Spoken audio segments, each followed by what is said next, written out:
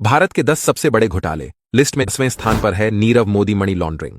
नीरव मोदी गुजरात का हीरा कारोबारी था और यह डायमंड किंग नाम से मशहूर था। नीरव ने पीएनबी बैंक से 7 सालों तक लगभग 14,000 करोड़ रुपए लोन लिया और 2018 में विदेश भाग गया। Number 9, 2G spectrum. वर्ष 2003 में भारत सरकार ने 2G इंटरनेट की नीलामी के स्पेक्ट्रम निकाले थे, जिसे कई तत्कालीन मंत्रियों ने बहुत कम दामों में अपने करीबियों को बेच दिया। इस घोटाले में लगभग 6 केंद्रीय मंत्री और उनके करीबी शामिल थे। ये घोटाला लगभग 70,000 करोड़ रुपए का।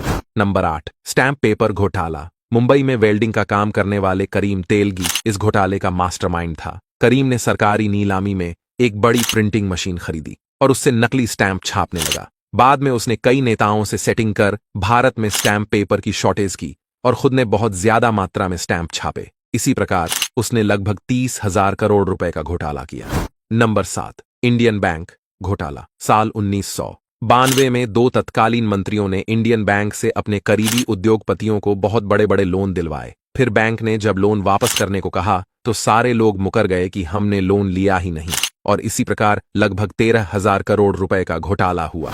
नंबर 6, चारा घोटाला। चारा घोटाला स्वतंत्र भारत में हुई सबसे शर्मनाक घटना है। बिहार के तत्कालीन मुख्यमंत्री लालू प्रसाद यादव ने पशुओं के चारे के नाम पर सरकारी खजाने से लगभग 1,000 करोड़ रुपए गायब कर दिए। इसके बाद लालू को अदालत ने सजा सुनाई और इस मामले में लालू आज भी तिहाड़ में बंद है। Number 5, Harshad Mehta scam. वर्ष 1990 से 92 के मध्य गुजरात के हर्षद मेहता ने कुछ मंत्रियों के साथ मिलकर स्टॉक मार्केट में घोटाला किया। हर्षद मेहता ने कुछ बैंक से अवैध तरीके से पैसा लिया और उसे शेयर मार्केट में लगा दिया। ये घोटाला लगभग 4,000 करोड़ रुपए का था। नंबर 4, बोफोर्स घोटाला।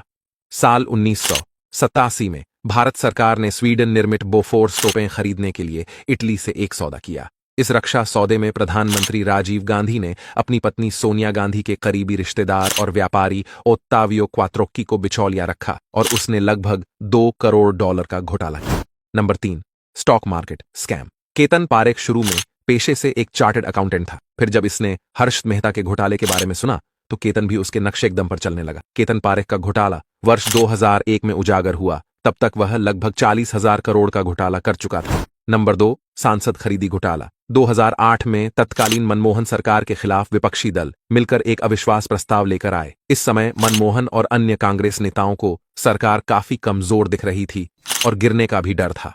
इससे बचने के लिए कांग्रेस ने भाजपा के कुछ सांसदों को 3-3 करोड़ रुपए देकर खरीद लिया। Number 1, Vijay Mallya money laundering. Vijay Mallya Bharat के बड़े उद्योगपतियों में से एक था। विजय माल्या ने अलग अलग 17 बैंकों से लगभग 9,000 करोड़ रुपए लोन लिया और फिर 2016 में विदेश भाग गया। माल्या इस स्कैम के बाद स्विट्जरलैंड भागा था और बाद में वह इंग्लैंड शिफ्ट हो गया।